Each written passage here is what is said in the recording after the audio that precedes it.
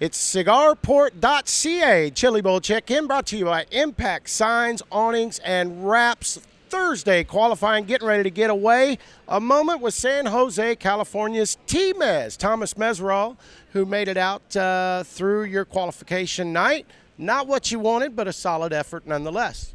Oh, yeah, we went out Tuesday. It was a pretty stacked event, you know. I mean, it always is here. It's funny because they were saying Tuesday was the toughest night, and that's cool because I was part of that, you know, but they're all so tough. I mean, you just have to have racing luck, and you got to draw, you know, maybe not the pole of your heat race. It's pretty neat to come here and just kind of every year it's a different it's a different gamble and a different set of dice every time. It is, and it's such a fine line. Obviously, no one comes here to make friends. It's such a fine line between not pissing anybody off, but it's also take no prisoners as well. Absolutely. You know, it's funny you say that because I've run into guys just being aggressive. You know, you get here and there's just so many people that are in the stands, in the pits, and you know, you got Kyle Larson, you know, I had Wyndham, I had Buddy, good people, you know, and then when you get out there, it's just so easy to overdrive it, you know, because when in doubt, throttle out, you know, that's kind of how I go, and so just kind of got to keep your head underneath you here, and you got to keep finishing races. Talk about your approach this year versus last year. Obviously, your career best Chili Bowl effort in this building last year, and man, it's really hard to form your mind up to know how to approach this thing because it's such an unbelievable battle to get through your qualifications and heats without finding trouble. Yeah, I mean, I felt like we were on track to be, you know, one of the guys that's starting up front. Track position is so big with midgets because they're just constantly throwing bombs at you. You know, it's slide or die every restart because that's just how midgets are. You know, I feel like it's because of the short wheelbase car.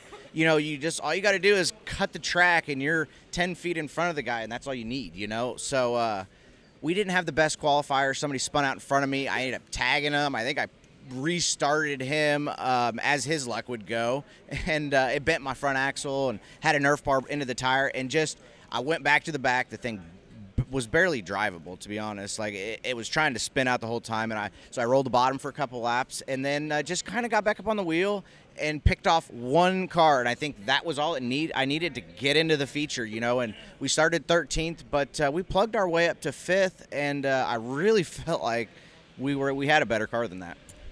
Talk about this building and the ambiance. It's such a neat experience to walk through these doors for the first time each year and experience the ambiance, the electricity, and there are a lot of personalities in this building, and you are certainly indeed one of them. Talk about the feed you get from the electricity of this building and the crowd once it fills up.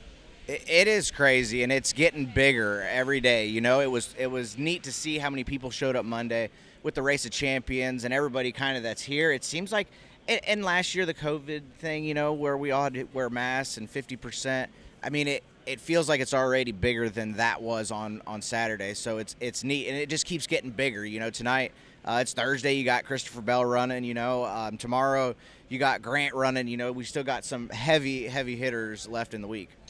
Speaking of the week, after your qualifying efforts the other night, I believe a top 5, where's that going to stack you up on Saturday? You know, I actually don't know. I'm fortunate to have good guys like Dave Estep and Joe over there, and they just kind of tell me where I end up and what goes on. But I don't.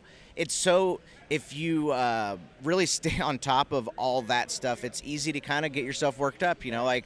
I keep telling myself I'm going to start in the second row because that's already in a transfer. I'm probably more like the 4th row, but instead of working myself up, because there's nothing I could do here other than enjoy all these awesome fans and the environment, and so hopefully the second row. We shall see how it stacks up. We're in the race line booth with T-Mez, Thomas Meseraull out of San Jose, California. As we mentioned, a really decent qualifying effort the other night for the 2022 Chili Bowl. It's going to take a pretty good effort to top last year's efforts. How about, speaking of last year, you had a pretty successful year out on the road. Talk about last year in a nutshell.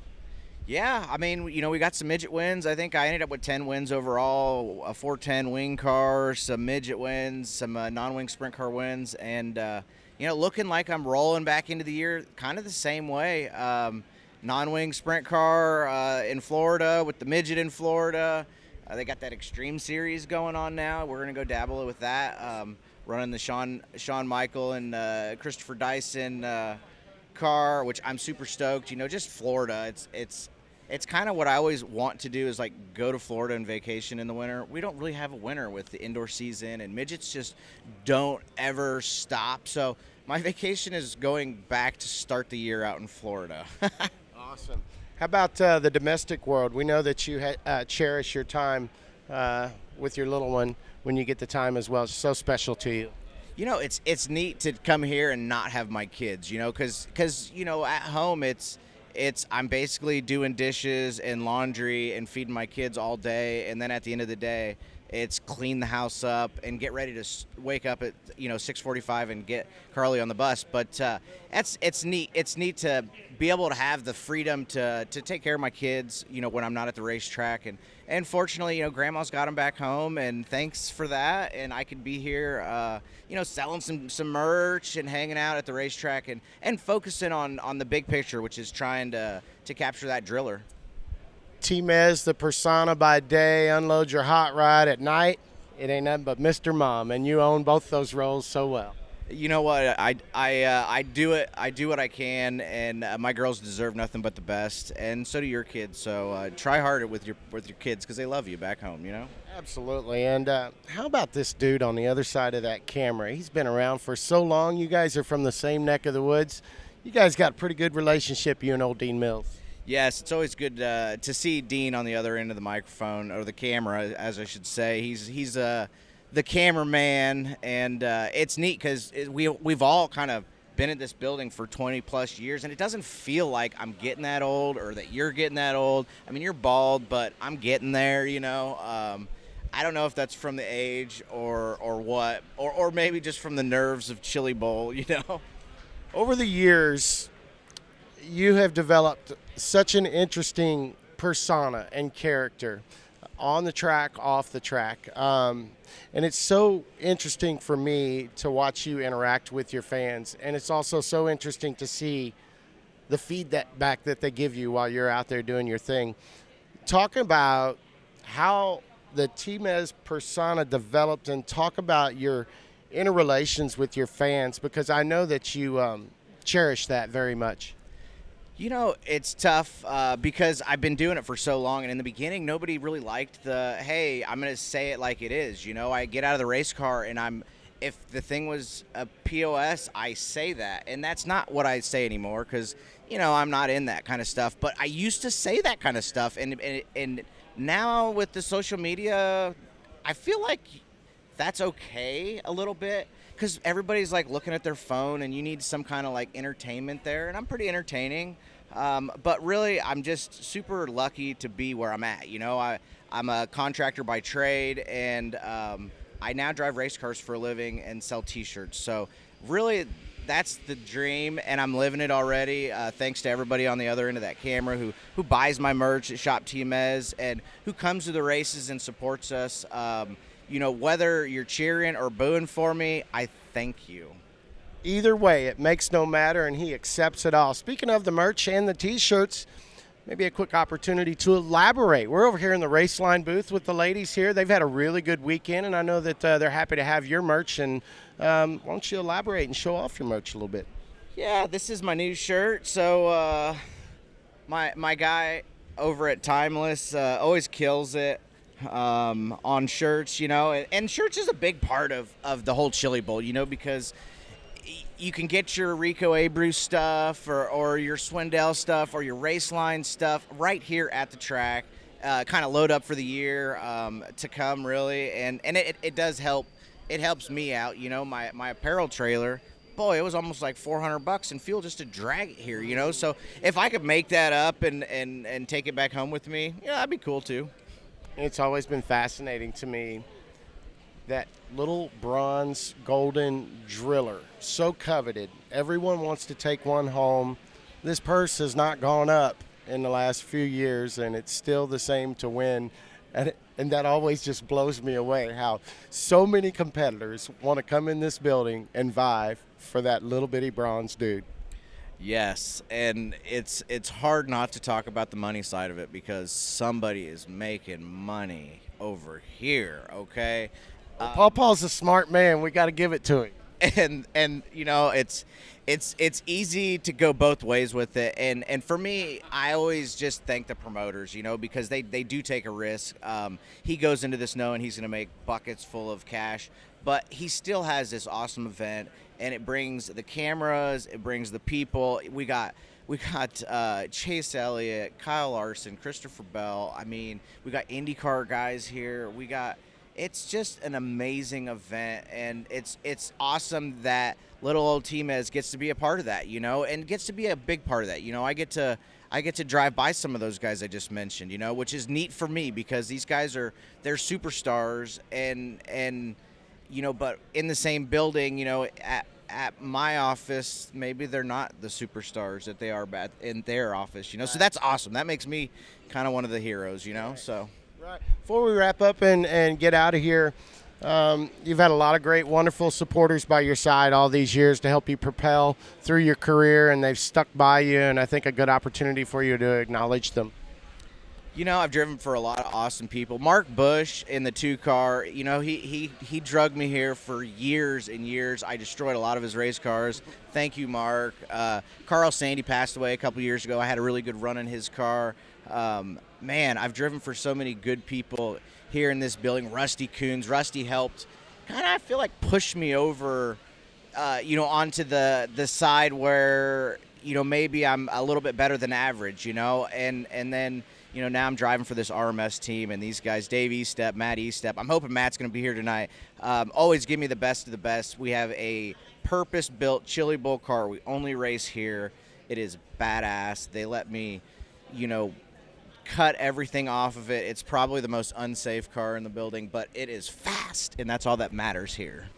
If you like the win it or wear it wheelman with no filter, here's your guy. We appreciate your time, my brother. Always so good to see you. Best of luck wherever you may line up on Saturday. And I know I'll be just like all the rest of these folks. It's always fun to watch you, buddy. Hey, just excited to be here, and thanks for tuning in. And thank you, Scotty Cook, for you know, being a big part of this Chili Bowl too. I appreciate those words, and we appreciate you folks checking in with us. It's Chili Bowl Check-In, brought to you by CigarPort.ca and the fine folks of Impact Signs, Awnings, and Wraps. Qualifying night number 4, getting ready to get underway here tonight at the Lucas Oil Chili Bowl Nationals, the 36th annuals. We'll take a quick break and be right back with you with another guest from this building. Signs attract half of all new customers. A vehicle wrap can get 30,000 views per day. On-site signage costs roughly 2 cents per view. At Impact Signs, Awnings, Wraps, we know signs work. Custom signs, interior or exterior, for any application. Commercial awnings, any shape, any size. Full color video displays, time and temp boards, gas price changers, and scoreboards. We can wrap anything: vehicles, trailers, boats, and more. Check us out at impact4800.com. CigarPort.ca is your go-to online store for exclusive cigars produced from the best quality tobacco in the world.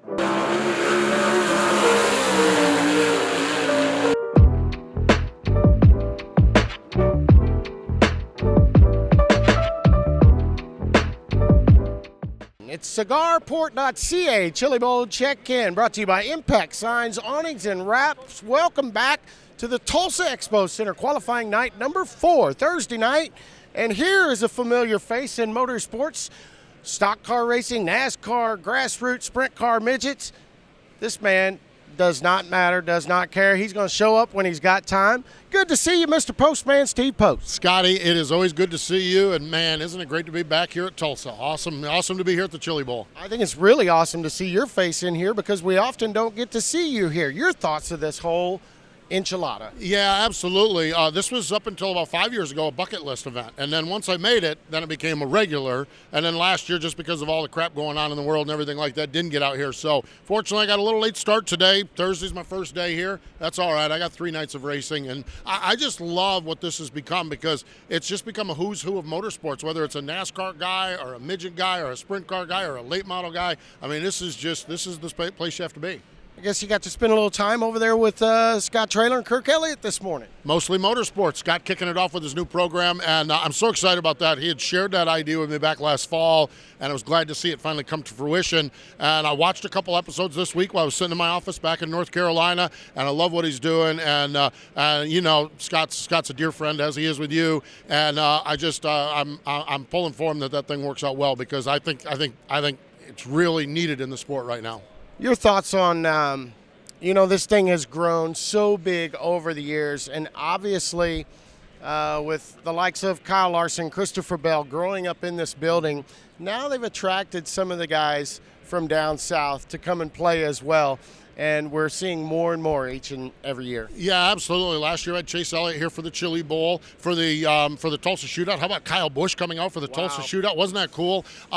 It really is. I think, Scotty, we are at such a neat spot. I think at one point, and we can lay the blame wherever it is. NASCAR ran some fans off. I'll acknowledge that. There's no doubt about that. They ran some fans off, and we went down 2 different paths. I think we're back headed in the same direction. Kyle Larson has been the Pied Piper of it, but there's others also. Christopher Bell is obviously out here doing stuff. Alex Bowman, Ricky Stenhouse Jr. On the asphalt side, there's guys. Josh Berry on the asphalt side. The bull ring short tracks in North Carolina and Virginia. He's a hero there, and here he is running for Junior Motorsports Xfinity Series. But I really like where we're at because now it's just racing. There's the dirt tracks and there's the midget races and there's the sprint cars and there's the late models and everything. But we have these big events where everyone comes together, and I just think it's cool. And Kyle and Christopher are dragging a lot of our buds from North Carolina with them. He is the host of Wing Nation, and there's the face. You see the voice. You hear the voice at all NASCAR races with the fine folks of MRN. And I guess once we get this thing wrapped up, you'll reshuffle the suitcase like we all will and head down to the Sunshine State. And I know that the Daytona International Speedway has a very dear place in your heart, and you're probably very eager to get back. Well, I am, but I've got a couple stops between now and then. I've got Atlantic City indoor races, TQ midget racing in Atlantic City, and then we've got the LA Coliseum for the Clash. Wow. We got the LA Coliseum. Then I'll get to Daytona, so I'm looking forward to all of them. Wow. We appreciate you stopping and taking a little time. How about putting you out there on a limb? Give us your pick. We're not quite through all the qualification nights yet, but man, it's a who's it going to be this year? Oh, he's been getting his butt handed to him all week long. Well, he finished second in the Viroc race, finished second on his prelim night. I think that's the incentive that Kyle Larson needs to do it again. To be the man, you got to beat the man. I'm from North Carolina now. That's Ric Flair's motto. Woo! You know what I mean? Woo, like a Ric Flair. Yeah, you got to be the man to meet the man. So Kyle Larson, that's my pick. Appreciate you spending a second with us, old buddy. You got it. Great to catch up with you, Scotty. All right, that's the postman, Steve Post. A very special thanks to the fine folks of CigarPort.ca, Impact Signs, Awnings, and Wraps. We're going to get it going here tonight. Qualifying night number 4 here at the Tulsa Expo Center, the 36th Annual Chili Bowl Nationals.